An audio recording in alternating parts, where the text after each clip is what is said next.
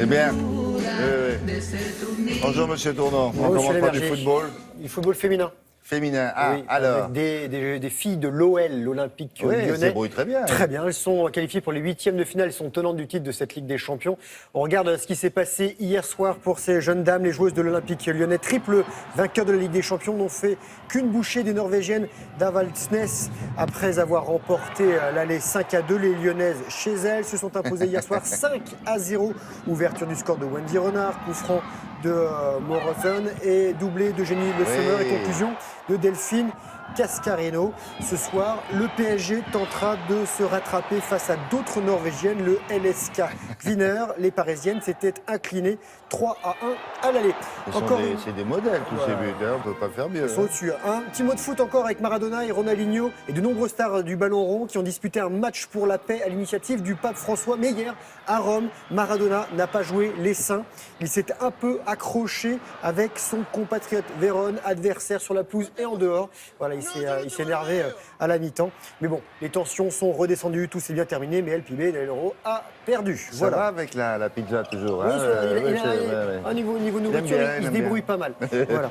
Retour en France avec Championnat de France de handball. Montpellier qui s'installe sur la dernière marche du podium derrière Nantes et le PSG qui compte un match de moins. Montpellier est allé battre Aix-en-Provence 31-22.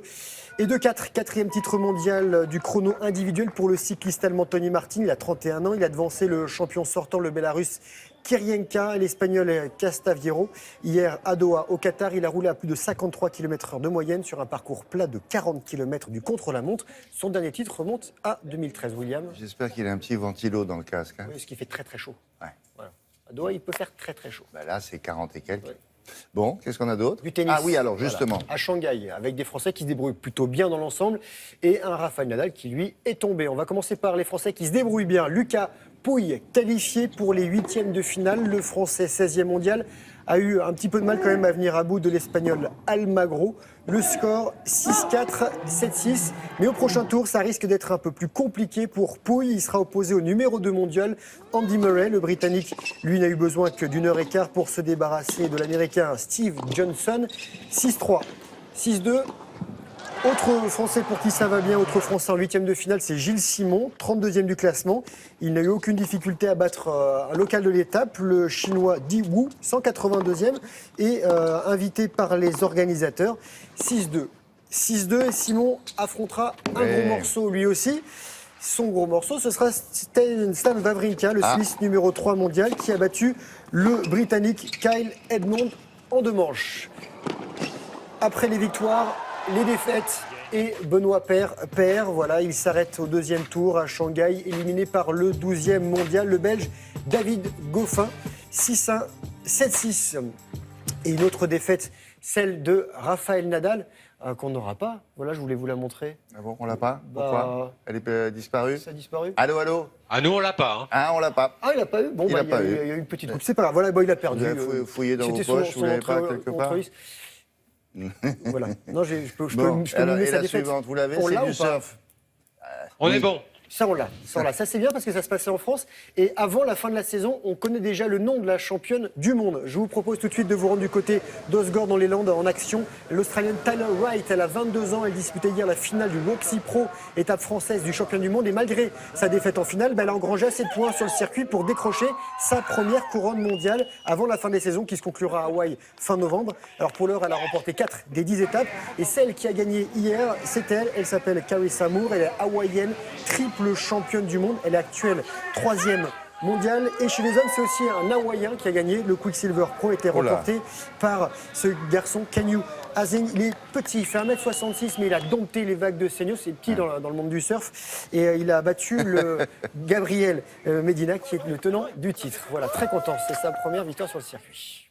Bon, merci beaucoup. Si vous retrouvez Rafael Nadal, vous nous prévenez. Avec Isabelle. C'est moi, je suis plus heureux qu'un roi. Je ne me fais jamais de mousse. En douce, je me pousse les... C'est la saison des pommes, c'est la saison des récoltes. Quelqu'un qui élève des pommes, qui cultive des pommes, c'est un... Pommiculteur. Ah bon? Comme quoi on apprend tous les jours. Je ne savais ça pas. existe, ça, Un pommiculteur. pommiculteur, c'est comme ça les qu'on dit. poiriculteurs Ah, sûrement. et fraisiculteurs.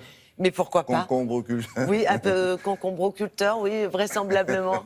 Alors oui, c'est la saison des pommes actuellement.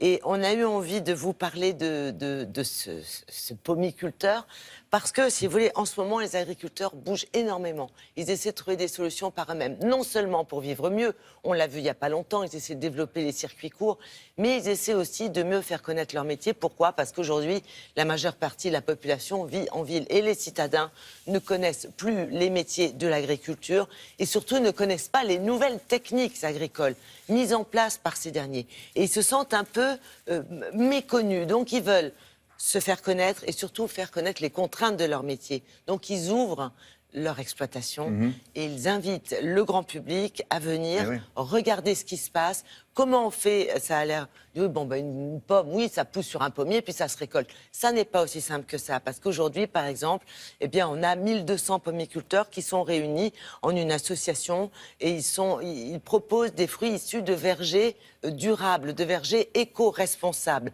Par exemple, ils travaillent avec les mésanges. Les mésanges travaillent aujourd'hui, elles sont dans la vie active. Rémunérées? Non, pas forcément. Pas forcément rémunérées, mais quand même, comme elles Mais aiment... respectées. Enfin, très respectées, et elles aiment beaucoup les insectes, par exemple. Eh oui. Ça, ce sont des choses qui contribuent aujourd'hui au développement d'une pomme de qualité pour rassurer le consommateur sur le goût des fruits.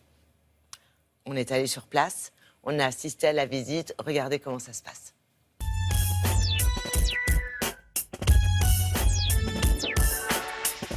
Il faut environ 1 heure, 1 heure et demie pour pouvoir visiter le verger. Et on y découvre en fin de compte toutes nos techniques culturelles qui sont prises aussi bien dans le bio que dans l'agriculture raisonnée. Et le but, c'est de partager mon travail, mais surtout que les gens repartent d'ici avec une image très positive de nos pommes.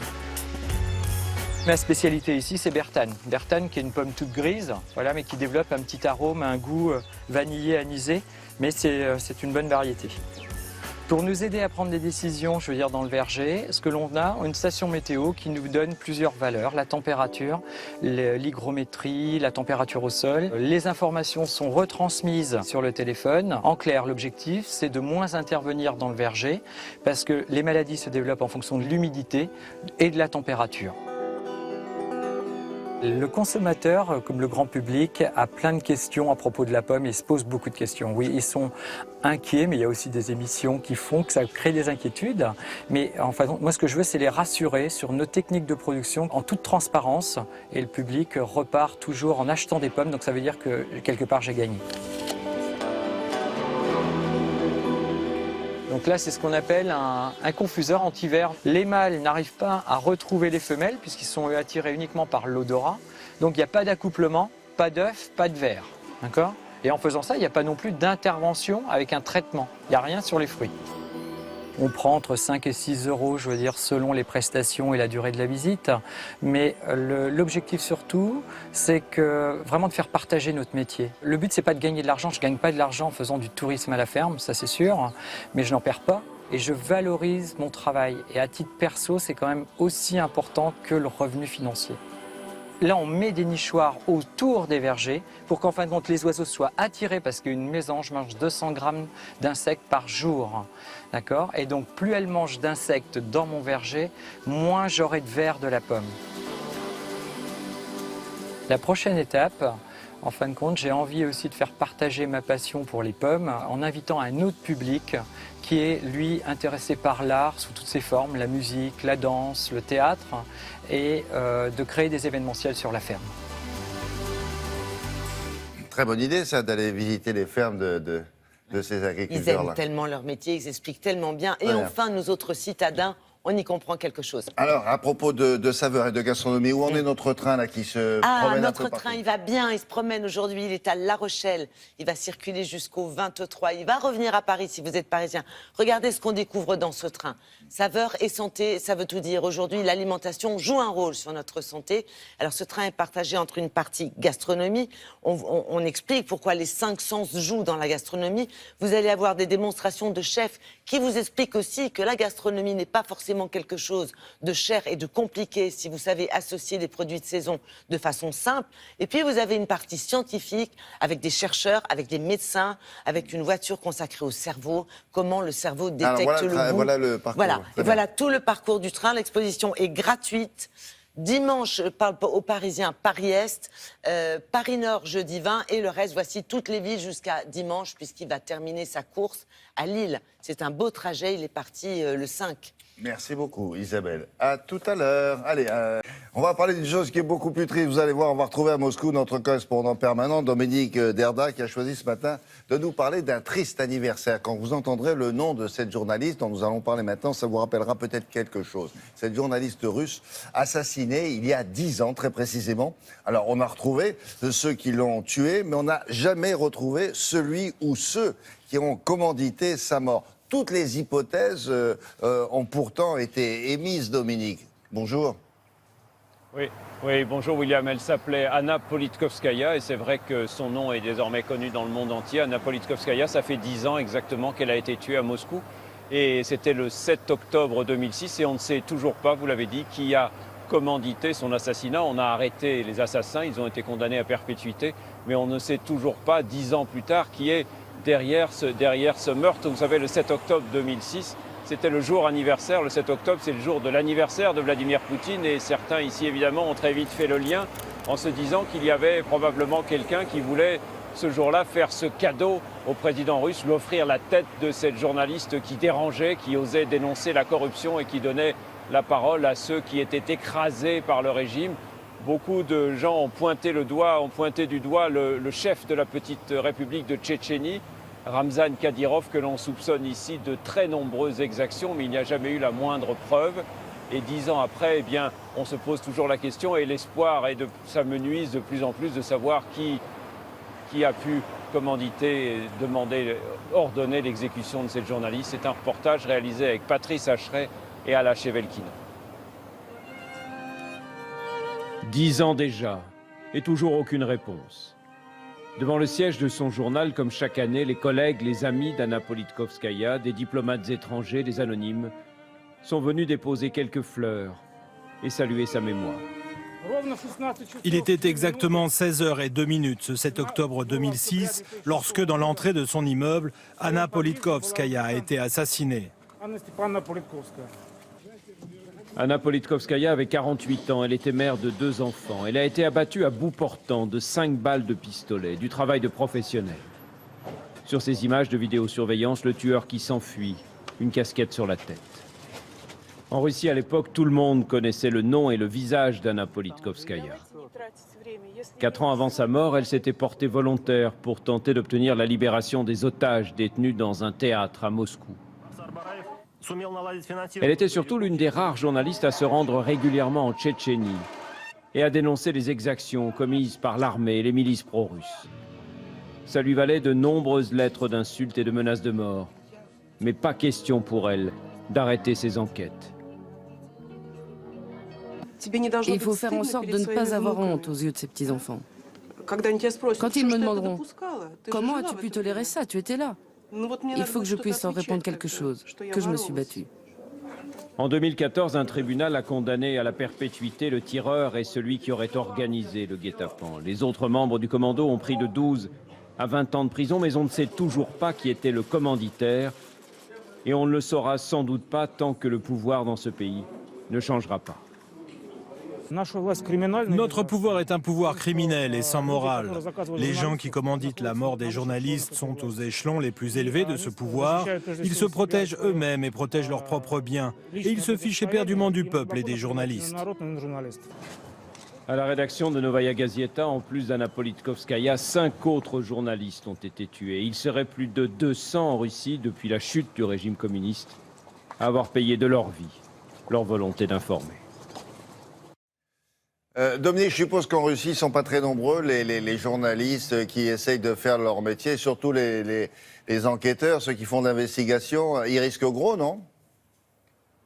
Oui, absolument, ils risquent gros et on l'a dit dans le reportage, on ne compte plus les journalistes qui ont été tués en Russie depuis une vingtaine d'années et 9 fois sur 10, eh bien, les enquêtes ne mènent nulle part, tout simplement parce que les policiers, la justice ne peuvent absolument pas faire leur travail librement et il n'est même pas nécessaire, vous savez, de tuer les journalistes en Russie pour les faire taire. Ces dernières années, tout un arsenal de lois liberticides ont été votées qui limitent, qui contraignent la liberté de la presse et les médias indépendants se comptent désormais sur les doigts d'une seule main. Vous savez, c'est extrêmement difficile pour les journalistes russes intègres, honnêtes, de faire leur métier dans ce pays.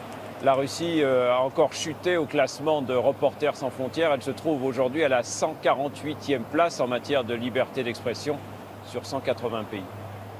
Merci Dominique, à bientôt. Ce matin, Patrice a décidé de brandir son petit drapeau bleu-blanc-rouge. Pourquoi? Cocorico, William. Cocorico, les occasions de nous féliciter d'être français et de pouvoir se targuer de régner sur le monde ne sont pas si nombreuses qu'il nous faille ignorer la bonne nouvelle que vous pourrez lire dans le Figaro ce matin. Normal Sup est une fabrique mondiale de prix Nobel. Et Normal Sup, voyez-vous, c'est français, cher monsieur. Alors, comment en est-on arrivé là à cette conclusion? Eh bien, ce sont 2 chercheurs américains qui se sont penchés sur quelques 80 institutions mondiales qui comptaient au moins 3 anciens élèves ayant reçu un prix Nobel en chimie, en médecine, en physique ou en économie entre 1901 et 2015. Ils ont ensuite divisé ce chiffre par le nombre d'étudiants passés par ces institutions et c'est ainsi que l'on apprend que pour 10 000 normaliens, 13,5 finissent par devenir Nobel. Record du monde, loin devant les Américains d'Harvard ou de l'Institut californien de technologie, loin devant les Anglais de Cambridge. Et cerise sur le gâteau, encore un peu de bleu-blanc-rouge dans ce classement, puisque vous le voyez, Polytechnique en occupe la 6e place. Bref, nous avons en France quelques têtes bien pleines, ce qui ne veut pas forcément dire qu'elles soient bien faites. En tout cas, il n'est pas à exclure que Normal Sup nous donne, outre quelques Nobel, un président de la République, et ce, assez rapidement, dans quelques mois. Regardez, d'après vous, ce serait qui? Alors, il est normalien, mais aussi passé par Sciences Po, par l'ENA. Il a même fait au passage une petite agrégation de lettres classiques, mais juste comme ça, pour la route, histoire de garder le rythme. C'est Alain Juppé, le favori de la primaire de droite, dont il est abondamment question ce matin dans les journaux. Alors Juppé, on le retrouve à la une du Parisien, qui en fait son premier invité d'une série de 7, donc son image de sage austère, expérimenté et rassurant, qui a pu agacer par le passé, correspondrait à l'ère du temps qui se prête à l'avènement d'un homme droit dans ses bottes. C'est en tout cas ce qu'on peut lire sous la plume de Frédéric Vézard dans le Parisien ce matin. Mais le plus intéressant pour l'instant dans cette affaire de primaire, William, c'est le soin avec lequel a été préparé le premier débat, dont je rappelle à ceux qui vivent dans une grotte qu'il a lieu ce soir. Alors pour les répétitions, il a fallu faire venir 7 doublures, dont chacune était de la même taille que les candidats, et ce, au centimètre près. Ensuite, il a fallu négocier la clim. Il y avait les frileux, les non-frileux. Finalement, le studio aura une température de 19 degrés. À cause de la transpiration. À cause, notamment, effectivement, de la transpiration. Chaque candidat fera face à une caméra. Et alors là, la distance entre le candidat, quel qu'il soit, et la caméra est la même pour tout le monde. Il a fallu vérifier avec des lasers. Ils ont sorti les lasers. Une prise de parole, ce sera 1 minute. À 50 secondes, un petit voyant rouge s'allume. Ça veut dire qu'il faut conclure. Et alors, si un candidat est pris à partie, il doit se défendre. Mais là, il a 30 secondes pour répondre. Voilà, il y a 150 000 règles. Il y a des modérateurs pour cette Il y aura débat. 3 personnes pour distribuer la parole. Absolument, des confrères et 2 confrères et une consoeur. Alors, on va donc beaucoup parler de ça aujourd'hui, mais pas que de ça, car, comme vous le lirez dans Libération, François Hollande s'est offert le luxe de saturer l'espace médiatique à la veille du premier débat de la primaire de la droite. Résultat, ceci, la une de l'Obs, pour une interview dont vous savez tout depuis hier, la sortie d'un livre dans lequel il s'épanche et qui fait beaucoup parler ce matin dans la presse. C'est donc tout naturellement que Libération lui consacre sa une pour asseoir une idée censée s'imposer petit à petit. Oui, c'est évident, il est candidat, sauf si, et alors là c'est intéressant parce que Libération roule pour François Hollande, le patron de Libération est un proche du président de la République, c'est donc lui qui signe l'édito ce matin, qui dit en gros, eh bien à gauche personne ne s'est imposé, Mélenchon cherche juste à marquer les esprits, Macron semble pas trop savoir quoi faire de ces galons nouvellement gagnés, donc François Hollande se dit que, somme toute, faute de mieux, en fin de compte, il peut faire l'affaire, Sauf, comme dit Libé, s'il évite quelque chose trappe, comme le bourbier de Notre-Dame-des-Landes ou le non-règlement du dossier des migrants. Mais ça, C'est ce que dit Libé sur 4 pages, qui sait qu'au fond, somme toute, en fin de compte, il n'en est rien, il ira.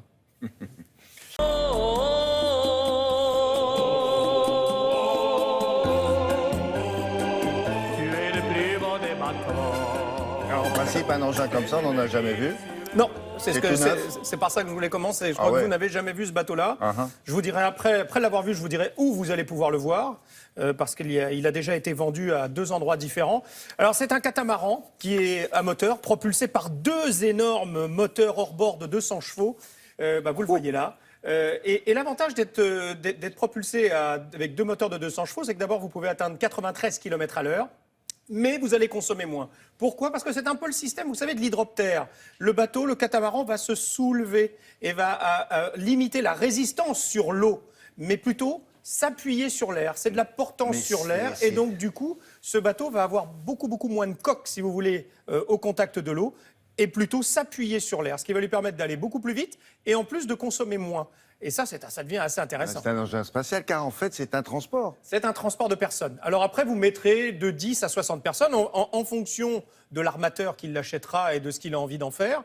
Mais vous pourrez aller de 10 à 60 personnes à l'intérieur pour faire des traversées rapides d'un endroit à l'autre, des navettes par exemple. Et donc on est allé à La Rochelle, parce que c'est là-bas qu'il est construit, au bureau d'études à La Rochelle, pour aller le visiter, pour aller voir aussi naviguer sur l'essayer. Ouais. C'est assez fantastique, regardez.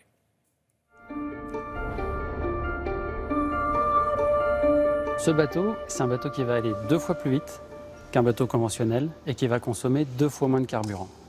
Donc pour arriver à ce résultat, on a une nacelle qui est la partie qui rejoint les 2 coques, qui est une forme d'aile d'avion. Et cette aile d'avion, avec la vitesse d'avance du bateau, elle va générer une portance qui va légèrement soulever le bateau. Et du coup, il aura beaucoup moins de traînée hydrodynamique et il va pouvoir aller beaucoup plus vite en consommant beaucoup moins.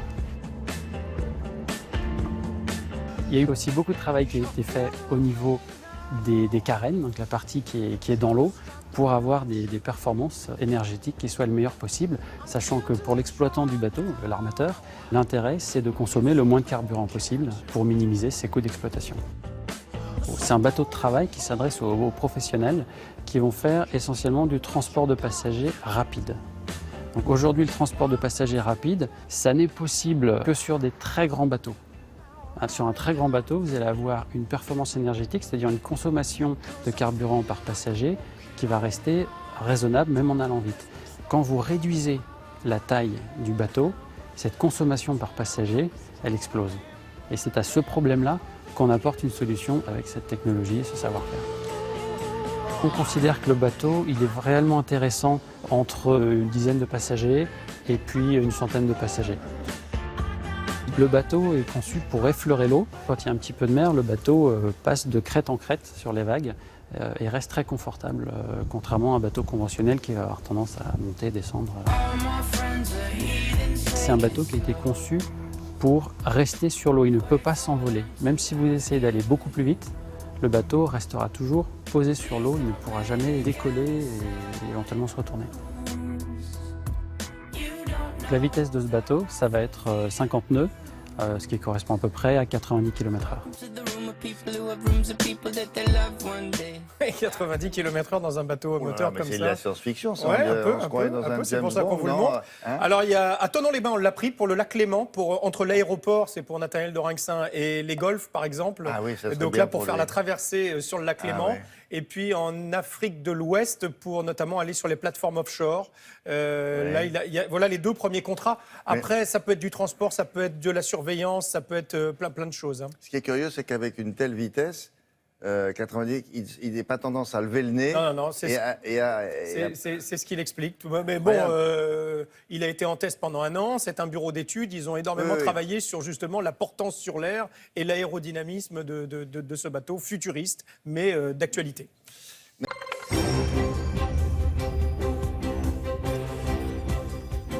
Bonjour, c'est Ségolène Royal. Bonjour. Alors François Hollande a réussi en réalité un coup de force. En 640 pages de confidence, il a réussi à se fâcher avec les magistrats dont il dit qu'ils se planquent, avec le Parti Socialiste qu'il veut liquider, avec les Verts qu'il traite d'emmerdeurs, même avec les footballeurs dont il dit qu'il veut muscler le cerveau.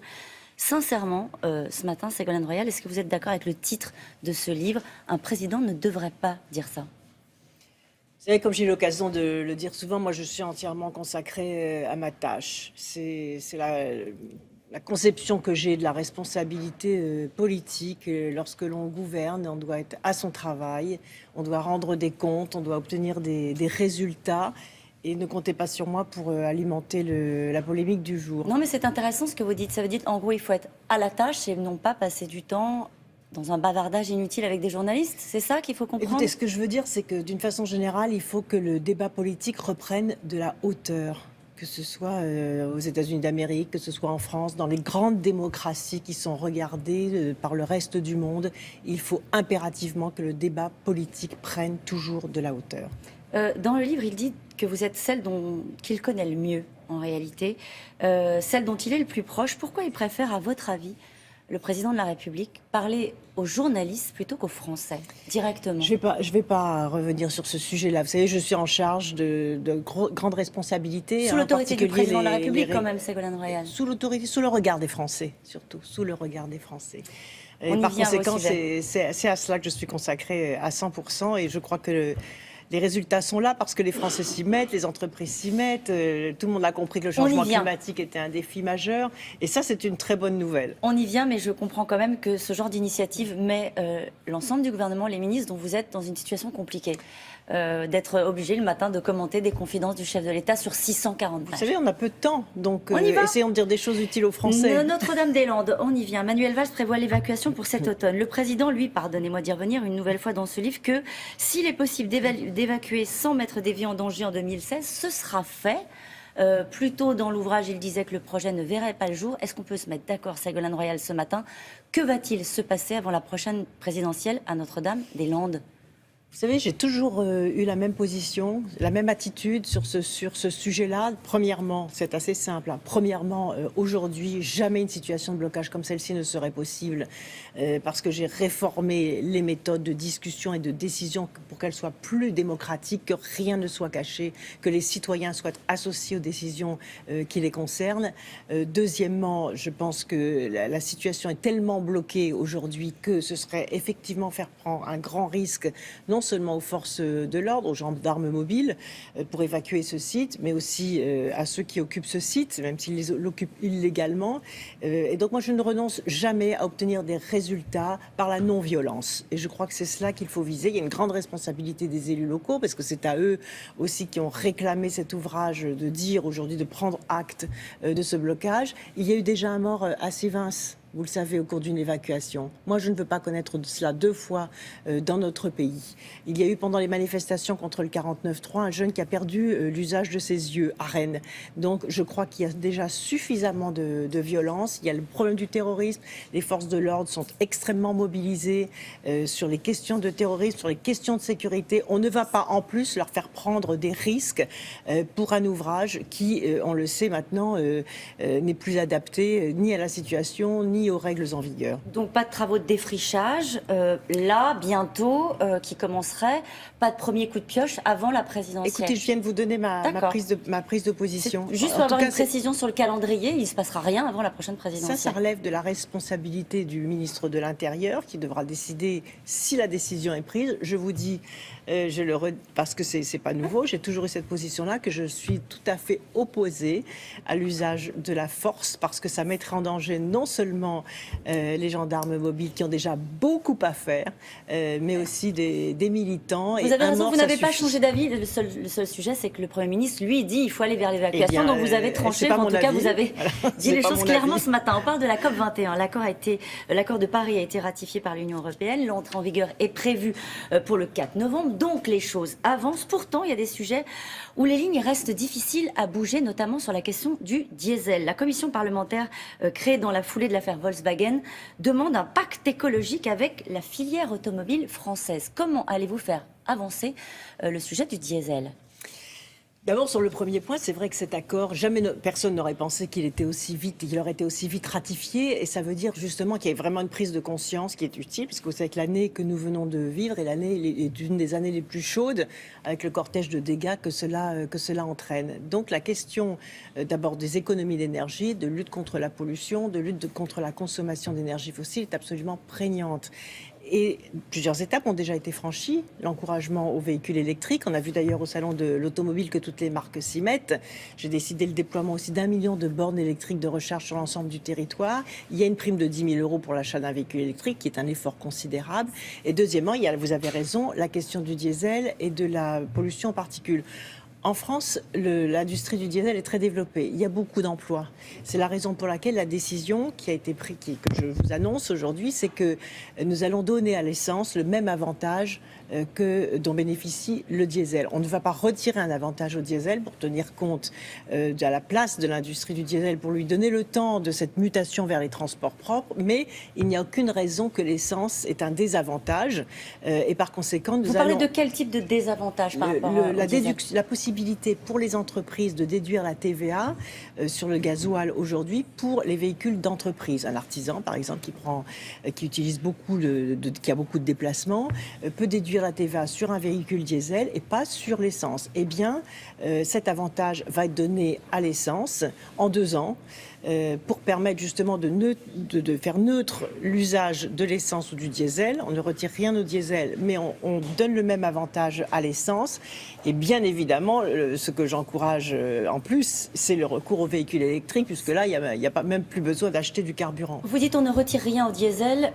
Malgré tout, on peut avoir une pensée ce matin pour des grands groupes comme PSA qui ont fait le choix, disent-ils, du diesel propre. Ils précisent d'ores et déjà que c'est 18 000 emplois. C'est 18 000 emplois si on retirait l'avantage. Donc ce que je vous dis, c'est qu'on ne retire pas l'avantage au diesel, mais on étend cet avantage à l'essence. Et c'est vrai que... Ça leur laisse le temps de la mutation, c'est ça que vous voulez dire ? Ça leur laisse le temps de la mutation et peut-être des progrès technologiques, bien sûr. Ça veut dire qu'on ne se retrouvera plus avec des commandes publiques, par exemple, de bus diesel, comme ça a été le cas en région parisienne. Là-dessus, les choses sont en train de bouger. Non seulement elles sont en train de bouger, mais il y a des fabricants français de bus électriques, par exemple les bus Liège, qui sont extrêmement performants, qui ont une durée d'autonomie très importante. Il faut maintenant que toutes les villes, vous avez raison de citer les villes, parce que beaucoup de transition énergétique va se faire au niveau des villes, notamment dans le transport, mais aussi quelque chose qui me tient particulièrement à cœur, c'est la revégétalisation des villes, parce que c'est comme ça qu'on lutte aussi contre les îlots de chaleur dans les villes. Un sujet pour terminer cette interview, une alerte météo dans le sud-est de la France. On s'attend à des pluies extrêmement violentes. À partir d'aujourd'hui, est-ce que toutes les mesures de prévention ont été prises ? Nous avons fait une grande campagne de sensibilisation, vous le savez, parce que mon ministère est aussi, a aussi la responsabilité de la prévention des risques naturels. Donc il faut être très vigilant, il faut développer la culture du risque, justement anticiper les choses. Et si je pouvais donner un conseil par rapport aux décès qui ont eu lieu lors des précédentes catastrophes naturelles en France, ne pas prendre sa voiture lorsqu'elle est au parking dès lors qu'il y a 5 cm d'eau au sol. On pense qu'on peut sortir sa voiture du parking, ça n'est pas possible. Merci beaucoup Ségolène Royal, c'est à vous William. Merci mesdames. Take it all. You wanna watch it all. Come on, take it all. Come on now.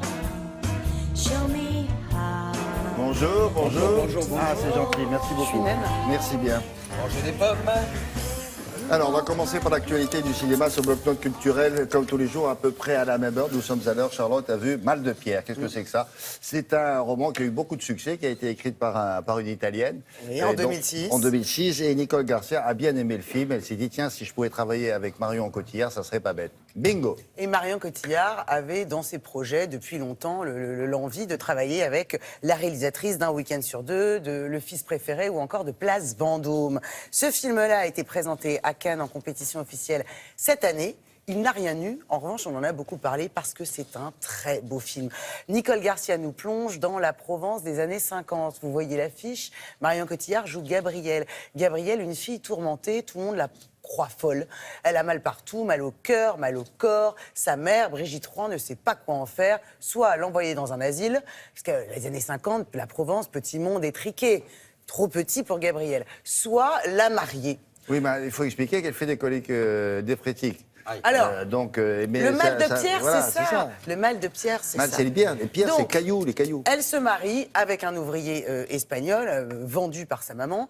Et comme elle souffre donc de calculs rénaux, elle va partir dans un sanatorium où elle va rencontrer un jeune et beau soldat blessé pendant la guerre d'Indochine, Louis Garrel. Dur de ne pas tomber amoureuse de Louis Garrel en même temps. Ça, c'est personnel. Bon, voilà.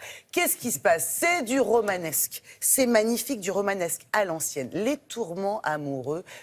Cette Marion Cotillard joue une femme qui se littéralement consume d'amour. Alors nous, les filles, ça nous met dans un état pas possible parce qu'on se dit, on aimerait bien une fois... vous dites ça? Exactement, William. Non, mais on aimerait bien une fois être dans un état de transe comme cette jeune femme.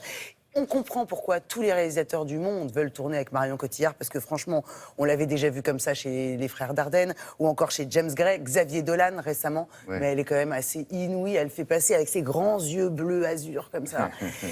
Beaucoup de mélancolie, et c'est très beau, c'est beau. Qu'est-ce qu'on a fait? On a rencontré Nicole Garcia, la réalisatrice, et Marion Cotillard.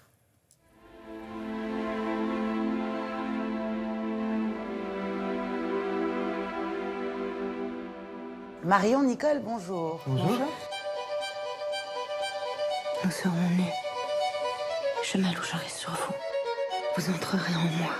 Vous êtes forte. Vous avez Marion dans votre film, qui le sert mais admirablement bien. Avant d'être un film, il y a eu un roman. Je crois que ce qui m'a attrapé dans le livre de Milena Agus, c'est ce personnage qui demande la chose principale et qui, pour elle, voilà, une rencontre avec un homme, avec quelque chose de charnel, de sacré. Vous l'avez rencontrée, ma fille aînée. Oui, elle est belle. Je ne vous mens pas, elle est malade. Elle n'est pas folle. Elle a besoin d'un homme dans sa vie. Marion était le personnage idéal pour ça, parce qu'elle a en elle quelque chose à la fois d'animal, de sauvage, et en même temps, elle est comme dans une mystique de l'amour. Madame Rabascal Gabriel, vous êtes là pour 6 semaines. Ce dont vous souffrez, c'est ce qu'on appelle la maladie de la pierre. Bonjour. Je fais la cure. Moi, je descends jamais. Il n'y a que des malades en bas. C'est le livre que vous lisez? Marion, quand on passe plusieurs mois avec un personnage comme celui-ci, est-ce qu'on est touché, est-ce qu'on est affecté par lui? C'est jour et nuit quelque part, c'est-à-dire qu'on passe la journée à l'intérieur d'un autre être. Donc il est évident que je suis affectée, même si aujourd'hui, avec l'expérience, je sais comment gérer la façon dont ça m'affecte et de pouvoir vivre normalement. Tu n'as pas encore répondu à mes lettres. Marion, est-ce que lorsqu'on est dirigé par une femme et en plus par une actrice, est-ce que c'est quelque chose de plus confortable? On partage quelque chose fondamentalement similaire. Parce qu'un acteur, c'est une bête curieuse quand même. C'est quelqu'un qui joue et qui travaille avec des émotions, avec des choses très profondes, très fortes. Et quand on a eu cette expérience, alors forcément... il y a quelque chose qui nous relie. Je parle peu, mais je montre comme ça, j'indique. Elle le chope à des détails, à des regards. Après, on se parle presque plus. C'est quand elle parlait de charnel, Marion, c'est qu'il y a eu entre nous quelque chose qui passait par les regards, par une caresse.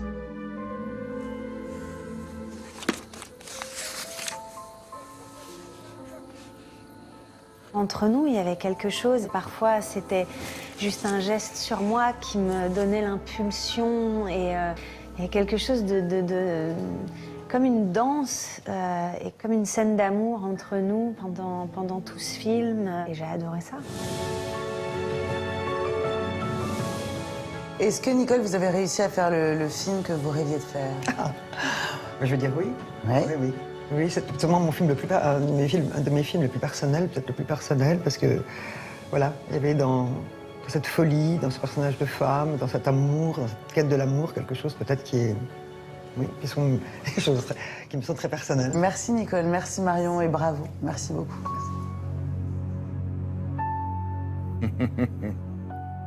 Très complice. Très complice. Voilà, ça sort mercredi prochain, superbe film sur l'amour absolu. Non, mais pas que pour les femmes. Le désir amoureux. Bah, les garçons un peu plus intelligents, un peu moins bas du front que certains. Vous désignez quelqu'un ici? Non, pas du tout. Pas du tout. Au hasard. On va enchaîner avec l'Actu Plus de Télématin. Cette chronique qui vous en donne un peu plus sur l'actualité, pour le même prix. Vous avez probablement entendu parler ici de ceux qui révèlent les secrets et les scandales. Un journal. Les alertes, Non, un journal. Et ça fait 100 ans que ça dure. Coin. Oui, le Canard enchaîné, institution de la presse française et qui fête son centenaire cette année. C'est l'un des plus solides journaux français qui ne vit pas de la publicité, comme vous le savez probablement. Quelle est son histoire et de quand date, on va commencer par là, tiens, avec Frédéric Vian, de quand datent les journaux français ? Alors, il y a eu plusieurs dates. Lui, ça fait 100 ans, donc calculé, c'est pendant la guerre de 14 que ça a commencé. Alors, je vais d'abord vous expliquer ça, mais vous verrez que c'est rare, les journaux qui ont commencé pendant la guerre de 14. Donc, regardez, j'ai même retrouvé le premier exemplaire, le tout premier. Nous sommes le vendredi 10 septembre 1915, première page du premier Canard enchaîné. Et déjà, vous voyez à la une des dessins satiriques avec un petit personnage que l'on voit recouvrir une feuille de papier de peinture blanche. Pourquoi ? C'est pour se moquer de la censure. Parce que pendant la première guerre, il y a tellement de censure qu'il y a des pages qui paraissent totalement blanches parce que les articles ont été coupés. Donc voilà, ça se moque déjà de la censure que dans la presse on appelle Madame Anastasie. C'est une vieille dame avec des grands ciseaux qui coupe dans les articles. Vous voyez, caricature dès le premier numéro. Alors 1915, c'est un faux départ. Ça va pas marcher, puis ça va reprendre l'année d'après. Vous voyez, 1916, le premier numéro de 1916. C'est pour ça qu'on fête les 100 ans aujourd'hui. Ce qui est fou, c'est que comme vous le voyez, la mise en page a presque pas changé. Les petits canards qui sont dessinés encore aujourd'hui dans les coins des pages, ça existe toujours. Le journal est même à l'origine d'expressions de la langue française, le lampiste. Le lampiste, ça vient du Canard enchaîné, parce qu'il y avait eu une affaire dans les années 30 où on s'était rendu compte qu'un lampiste, c'est-à-dire le petit employé qui allume les lampes et qui n'est pas très bien payé, payait plus d'impôts qu'un propriétaire terrien. Donc c'est de ça que ça vient. Vous voyez, le lampiste, c'est celui qui paye pour tout le monde. Vous voyez, c'est le Canard enchaîné qui l'a inventé. Puis il va faire toute l'histoire du XXe siècle. Regardez par exemple le Front populaire. Quand le gouvernement Blum va être renversé et que les 40 heures votées par Blum vont être supprimées, elles ne seront pas appliquées pendant très longtemps. Voilà l'enterrement des 40 heures, avec toujours beaucoup de dessins. Dessins contre le général de Gaulle dans les années 60. Vous voyez, qui est représenté en Napoléon, qui se couronne lui-même, parce que le général de Gaulle avait beaucoup de pouvoir. Et le Canard enchaîné était un contre-pouvoir. Il paraît que le général de Gaulle, chaque mercredi, disait « Que dit le volatile ?» Parce qu'il avait peur. Il avait peur du Canard enchaîné. Et puis, évidemment, les titres très drôles du Canard enchaîné. Non, mais il y avait la cour. Oui, la cour du général de Gaulle. Et regardez ces titres. En 68, le gouvernement perd le contrôle de ses facultés. C'est génial comme titre. Donc ça aussi, ça fait des années que ça dure. Alors, vous me demandiez de quand datent les journaux français en général. C'est vrai qu'un journal qui, encore aujourd'hui, existe et qui a été fondé dans la guerre de 14, c'est très rare. D'habitude, alors, le tout premier, regardez, on va voir un monsieur qui s'appelle Théophraste Renaudot et on va voir surtout la Gazette de France. Ça, c'est le premier, Louis XIII, 1631. Et ce monsieur Théophraste Renaudot, c'est le père des journalistes français, mais ça n'existe plus. Elle a quand même duré longtemps parce qu'elle s'arrêtait en 1914, la Gazette de France. Vous voyez, de Louis XIII à 1914, voici Théophraste Renaudot. Mais pour la plupart, les journaux datent du 19e siècle. Pourquoi ? Parce que l'école arrive, Jules Ferry, donc les Français apprennent à lire. Donc les journaux se développent. Vous voyez La Croix, qui est un des plus anciens, 1883, pour le passage en quotidien de La Croix. Et jusqu'aux années 60, il y aura des dizaines et des dizaines de titres en France, parce qu'il n'y a pas encore la concurrence de la télévision et très peu de la radio. Donc vraiment, il y a beaucoup de titres. Certains tirent à l'époque à 1 million d'exemplaires, ce qui est très très rare, ce qui n'existe plus d'ailleurs aujourd'hui. Ce serait un excellent score, 1 million d'exemplaires. Aujourd'hui personne n'atteint ça aujourd'hui. Ouest France presque, mais pas tout à fait. En tout cas pas en France. Au Japon, oui. Le Parisien, le plus ancien, non pas le Parisien, le plus ancien. Alors là, vous voyez le Parisien libéré, parce que il y a beaucoup de journaux qui datent de 44. Pourquoi 1944 ? Parce que les journaux collabos, au revoir, à la poubelle, et donc on refonde. Et d'ailleurs, Libération prend le même titre. C'est la deuxième vague d'après-guerre dans les années 70. Après les journaux de la Libération, vous aurez les journaux gauchistes qui vont se créer. Oui, ça fumait. Alors, gauchiste, vous, c'est synonyme de type qui fume, quoi. Non, mais à l'époque, Serge July revendiquait son gauchisme. À l'époque, il gagnait, lui, en tant que directeur, il gagnait autant que la secrétaire. Tout le monde avait le même salaire à Libération. Ça a bien changé depuis. Oui, ça a changé depuis.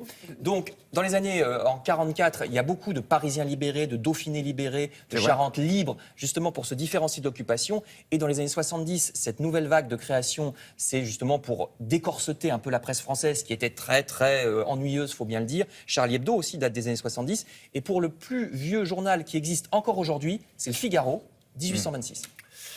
Merci beaucoup. Avec Thomas Hervé, on va maintenant évoquer un grand photographe américain. C'est l'homme que tous les hommes envient. Et pourquoi ? Vous allez comprendre.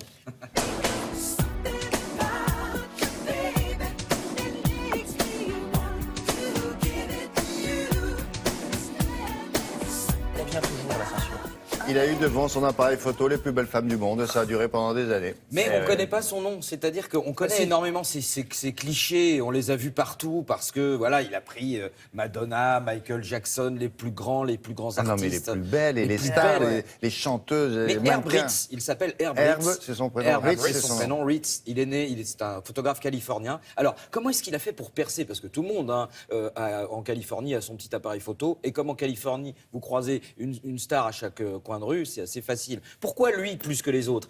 Comment la statuaire grecque l'a inspiré? Et surtout, quel était son truc pour réussir à se différencier des autres? C'est ce qu'on va vous expliquer dans la visite guidée à la Maison européenne de la photographie.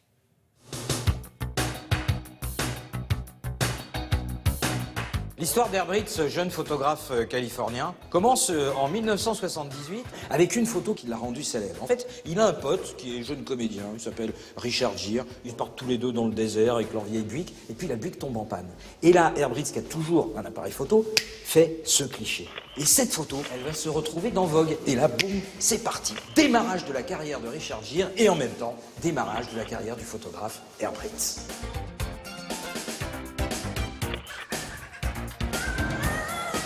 Herb Ritts va devenir tellement célèbre que toutes les top modèles vont se l'arracher, la regarder. Après les 3 grasses, voici les 5 maigres. Ça, ce sont les top modèles les plus connus de 1989. Cindy Crawford, Naomi Campbell, Christy Turlington, enfin bref. Il peut photographier qui il veut dans n'importe quelle tenue. Donc par exemple, Cindy Crawford fait des abdos. Allez hop, à poil.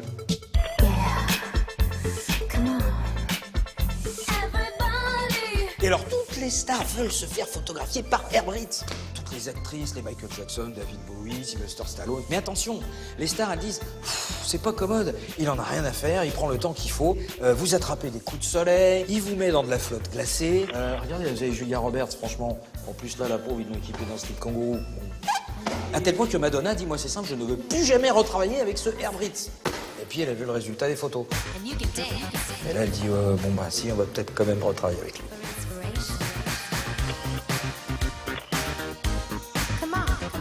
Alors c'est quoi le style Herb Ritts? C'est très simple, il est toujours là où on ne l'attend pas. Magic Johnson, par exemple, le célèbre basketteur des Lakers, il ne le fait pas en train de mettre un panier de basket. Non, il le met comme ça en état méditatif. Dizzy Gillespie, toujours photographié avec sa trompette et ses grosses joues. Ben là, pour la première fois, vous avez les grosses joues sans qu'il joue, voilà. Et Jack Nicholson, alors la photo mondialement connue, bon là, elle est loupée. Enfin,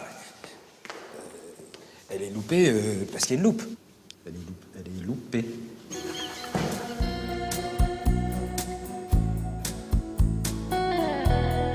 Et pour terminer, à la fin de sa carrière, 1996, il est tellement connu que les plus grandes stars acceptent d'être photographiées, même lorsqu'elles sont dans de terribles souffrances. Vous avez ici Superman, Christopher Reeves, après son accident, dans son fauteuil. Ou encore Liz Taylor, elle est à la sortie d'une opération à base de trépanation, donc elle veut absolument pas être prise en photo, sauf par Herb Ritts. Oui, ce qui compte, c'est la beauté intérieure. Là, la beauté intérieure, c'est pas un cliché, c'est une photographie.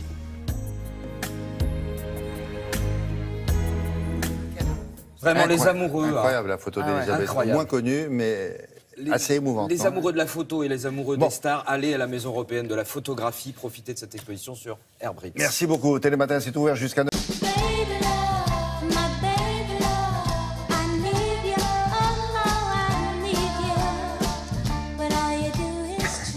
On va jeter un coup d'œil maintenant sur un extrait d'une émission étrangère, comme on le fait régulièrement avec Anissa Arfaoui. On va de quel côté, là? En Angleterre. En Angleterre, assez créatif, toujours. Ah, oui. Ils sont toujours très créatifs. Et puis là, ils ont fait preuve d'un petit peu plus de créativité en utilisant finalement un thème très bateau, qui est celui, encore une fois, des émissions de rencontres. Ils ne s'en lassent pas. Ils ne sont pas fatigués de faire ça? Mais non seulement ils ne sont pas fatigués, mais en plus, ils font preuve de pas mal d'imagination, puisque cette fois, ils ont relevé un nouveau pari. C'est-à-dire que si d'habitude, dans les émissions de rencontres, vous avez des gens qui viennent expliquer leur marre de la solitude, là, ils se sont dit, tiens, on va sortir des gens habituels et puis on va les gratter dans une autre sorte de population, laquelle, bah tiens, les célébrités. Bon, les vraies célébrités ou les demi-célébrités? Vous voyez ce que je veux dire? Je suis d'accord. On va... moitié-moitié, quoi. C'est-à-dire que ce sont quand même des célébrités qui sont connues, mais ce sont des petites célébrités. Vous n'avez pas les prix Nobel, vous n'avez pas non plus... les grandes stars de la chanson britannique vont-elles dans ces émissions-là? Non. En fait, réponse non. Néanmoins, vous avez quand même un comédien assez connu, qui fait pas 3 pas dans la rue sans être arrêté. Vous avez une grande youtubeuse hyper connue. Vous avez une animatrice télé, etc.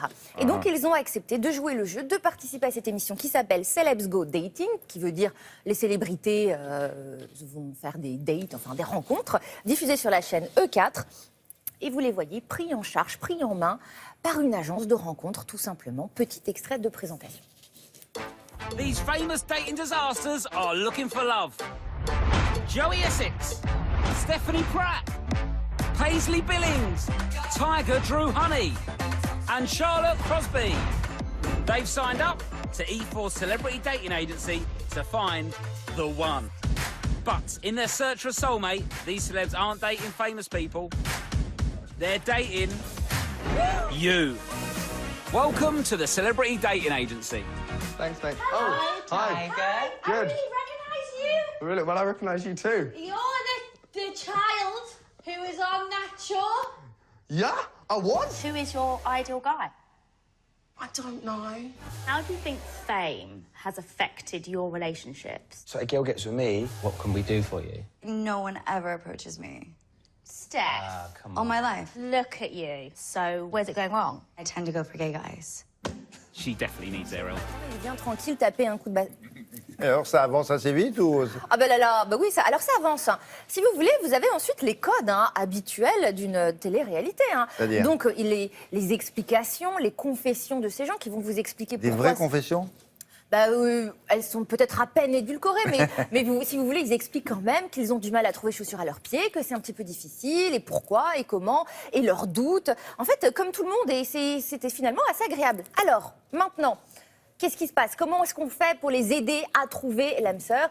Eh bien, ils organisent des rencontres, ils organisent des événements où les gens prennent des verres, discutent et se draguent et essayent de trouver chaussures à leurs pieds. Et vous allez voir que de nombreux Anglais qui participent à ce genre d'événements sont très étonnés de voir finalement des célébrités arriver. C'est marrant. Finalement, ça leur donne un avantage sur les autres, indiscutablement. Et l'idée, à chaque fois, c'est d'essayer de rencontrer des gens avec qui... avec qui établir plus, on va dire, si affinité. Mais une petite rencontre, comment ça se passe? Comment ils font? Sont-ils plus doués que nous? Pas du tout. Regardez. Hi! Hello! Hi. The celebrities probably used to roped off VIP areas, but they can't be intimidated by walking into a room. Oh my fucking God! Oh, how are you? How are you? Yeah, how are you doing? Right, mate? That's Joey Essex, my dream guy! Hello. So let's recap on our potential power couples. Joey's still going with the flow. Charlotte's going for another drink. Get some bloody balls, go and get the job done. I have a question to ask you. Yes? Oh my God. Would you go on a date with me?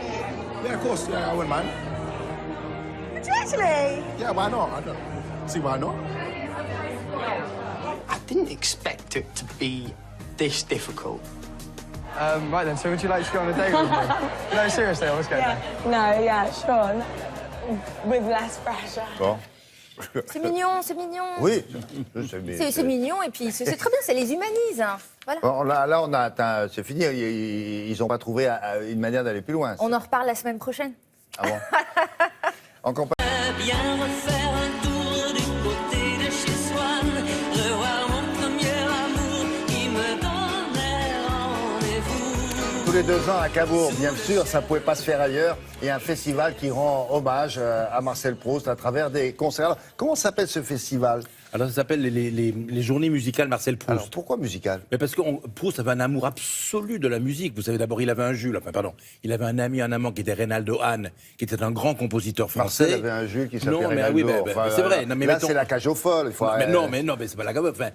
Enfin, vous savez que Marcel Proust aimait Les âmes sœurs dans les corps frères, je veux dire, on peut le dire. Voilà. De toute façon, là, voilà. Donc il avait une dévotion pour la musique, notamment parce que pour lui, la musique, ça ouvrait la porte d'un univers qui était inaccessible à l'intelligence, mais qui était ouvert à la palpation, à la sensation, à l'imperceptible. Alors, la musique, c'était l'ouverture de l'éternité, les portes de l'éternité. Et surtout, ça permettait de communier avec l'art, puisque l'art, ça durait, et l'amour, ça n'existait pas longtemps, quoi.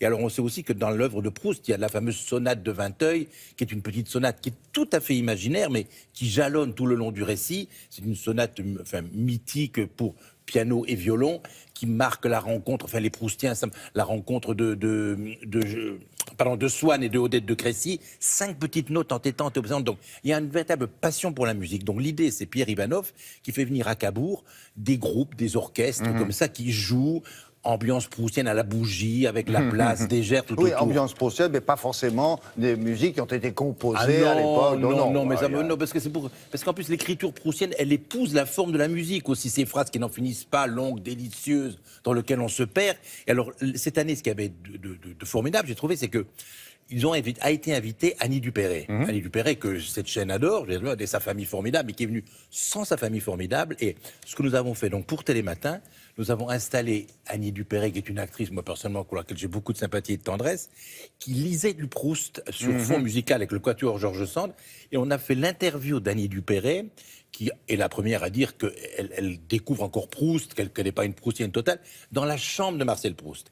Elle a expliqué, ça paraît une actrice confirmée, on croit qu'on lit du Proust comme on lit quelque chose de tout à fait simple, et en fait, c'est très difficile, il faut prendre ses respirations, donc c'est très très difficile. Donc alors, voici avec Annie Dupéret dans la chambre de Marcel Proust. Mais c'est extraordinaire. De dire ça, mais déjà, j'ai des vapeurs. Vous pouvez. Allez, vas-y.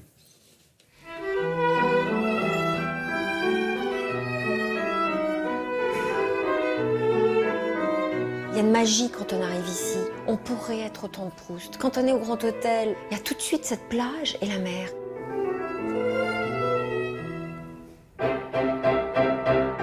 Être dans la chambre, quand même, qu'a occupé Marcel Proust, c'est assez émouvant, attendrissant.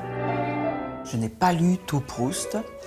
J'en ai lu des grandes bribes quand j'étais plus jeune. Et cette occasion de faire une lecture ici, au Grand Hôtel où il séjournait si souvent, a été une formidable occasion de m'y replonger. Comme un homme mal éveillé croit percevoir tout près de lui les bruits de son rêve qui s'enfuit. Je n'étais plus que cet être qui cherchait à se réfugier dans les bras de sa grand-mère, à effacer les traces de ses peines en lui donnant des baisers. Lire Proust, on ne peut pas dire que ce soit dans les exercices les plus faciles, effectivement. C'est un petit peu, au début d'une phrase, c'est comme si on se jetait dans le grand bassin en se disant « où est le bord ?» Parce qu'effectivement, il y a des incidences dans la phrase, des parenthèses dans l'incidence, et tout à coup, il faut retrouver la pensée qu'il y a au bout. Étourdi par la gaieté des fidèles, ivre de camaraderie, de médisance et d'assentiment, Madame Verdurin, juchée sur son perchoir, pareil à un oiseau dont on eût trempé le colifichet dans du vin chaud, sanglotait d'amabilité. Et puis ce que j'aime aussi chez Proust, c'est le caricaturiste. Il fait des portraits de gens, mais absolument merveilleux. On voit tout, quoi.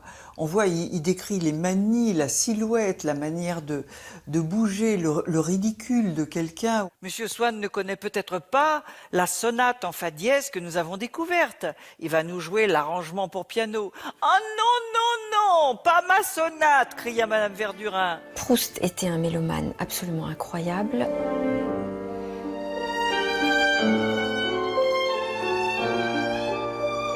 À la fin de sa vie, il faisait venir à Paris, dans sa chambre, un quatuor pour entendre les derniers quatuors de Beethoven. Cette soirée musicale est consacrée aux femmes qui ont entouré Proust, à sa vision des femmes, à sa manière d'aimer les femmes ou de les regarder. Je trouvais Albertine endormie et ne la réveillais pas. Étendue de la tête aux pieds sur mon lit, dans une attitude d'un naturel qu'on aurait pu inventer, je lui trouvais l'air d'une longue tige en fleurs qu'on aurait disposée là.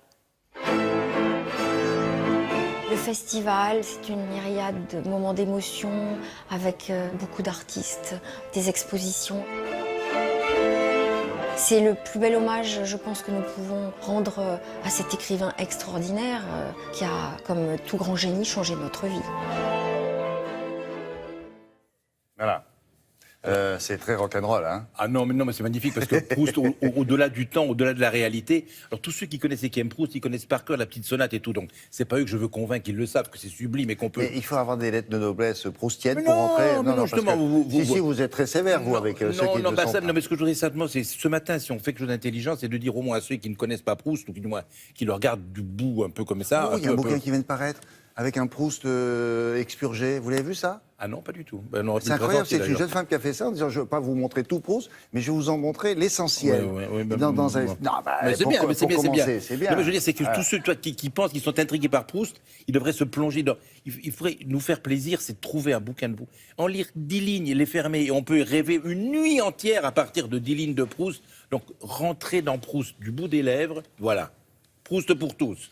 Ah ben voilà, ben c'est ça, bravo. Pour tous, voilà, parfait, bravo. parfait. Vous connaissiez? Donc, oui, bien sûr. Mais bien sûr, parce c'est pas mal, ça. qu'on l'a fait mettre là. Bien sûr, mais ce que je veux dire, c'est que ne pas penser que c'est un monument dans une nuit lointaine. Il faut rentrer dans Proust. Voilà. Et il peut changer votre vie. Voilà. Ça a été votre cas. Ah, il a changé ma vie. Je vous jure que c'est vrai. Sur les sensations, sur l'éternité, sur le temps, le fait que l'art dure. Mais vous avez obtenu un... Vous avez fait un livre? Oui, la volupté de paraître chez Marcel Proust, j'ai fait. Voilà. Et dedans, on ne parlait pas à n'importe qui, qu'est-ce que vous croyez? Alors, merci beaucoup, maître. Avec Madame Laura du Web, c'est son nom, pas de problème. Vous avez déniché encore une nouvelle application qui fait le boulot à votre place, c'est ça? C'est exactement ça. Et surtout, qu'est-ce qui se passe d'une année sur l'autre? Les vêtements deviennent trop petits. Qu'est-ce qu'on en fait? On les donne, on les vend, c'est compliqué. Est-ce qu'on n'achète pas des pièces en double? Parfois, on craque sur un pull, mais est-ce qu'il n'en a pas déjà 3 de la même couleur? Donc, en fait, cette application... Et quand on a 2 filles... voilà, on peut refiler à la Pour grande. les familles nombreuses, c'est l'appli qui sauve. Oui. En plus, elle est gratuite. Le principe, c'est de créer un dressing sur son smartphone. C'est-à-dire que vous prenez en photo, dès que vous achetez une nouvelle pièce, vous la prenez en photo avec votre téléphone. Elle se range automatiquement au pull. Bah oui, ça se classe. Ça vous aide à savoir ce qu'il y a dans l'armoire de votre enfant. Et puis, quand ça ne lui va plus, directement, vous le mettez en vente. Vous n'avez plus besoin, vous avez déjà pris en photo le vêtement en question, vous le mettez en vente, et comme ça, vous gagnez un peu d'argent pour en racheter des nouveaux. Non, parce qu'avec les filles... Il faut qu'ils soient en bon état, quand même. Il faut qu'ils soient, en bon état. Parce que les filles, en plus, il faut être à la mode. C'est non seulement il ne faut pas que ça dépasse l'âge, mais il faut que ce soit... sinon, il y a des copines à l'école. Ça marche pour tous les âges. Moi, à 7 ans, ça va, la mode, on n'est pas encore pour totalement l'instant, il s'en fout dedans. un peu. Très bien. On va regarder comment ça fonctionne. Exactement. Allez, allons-y. Mamie.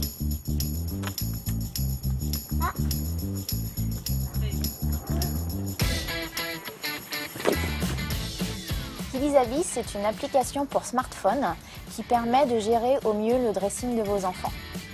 Ça se compose de 2 fonctionnalités. En fait, sur l'application, vous allez pouvoir enregistrer le dressing de vos enfants en prenant en photo les vêtements au fur et à mesure que vous avez des cadeaux de vos achats. Et vous allez aussi pouvoir les vendre directement sur l'application en passant une petite annonce dès que le vêtement est trop petit, par exemple. Pour passer une petite annonce, vous prenez un vêtement qu'il y a dans le dressing, vous indiquez le prix de vente du vêtement et en un clic, vous publiez la petite annonce dans l'application. Pour les acheteurs, vous pouvez trier les petites annonces et chercher par marque, par prix, par taille, par couleur, le vêtement dont vous avez besoin et vous avez donc les petites annonces qui vont remonter en fonction de votre recherche.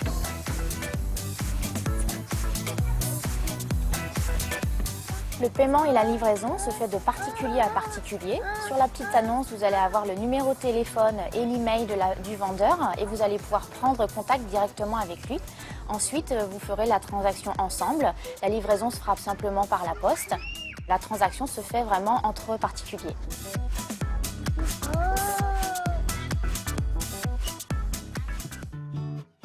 L'intérêt d'avoir le dressing en ligne sur votre smartphone, c'est de toujours savoir où vous en êtes dans le dressing de votre enfant. Quand vous achetez des vêtements au fur et à mesure ou que vous avez des cadeaux, souvent vous ne savez plus ce que vous avez eu, ce qui vous manque. Donc l'application va vraiment vous servir à éviter les doublons, acheter les bonnes choses et du coup à anticiper, à organiser ce dont vous allez avoir besoin la saison prochaine. Voilà. Ce que j'ai retenu, c'est lui. Hein. Oui. Le héros, c'est lui. Puis il a des vêtements nickel, vous avez vu. Hein. Il a et puis pas il que ça. change régulièrement. Il n'y a pas que ça. Non, donc c'est mis en assez contour. pratique.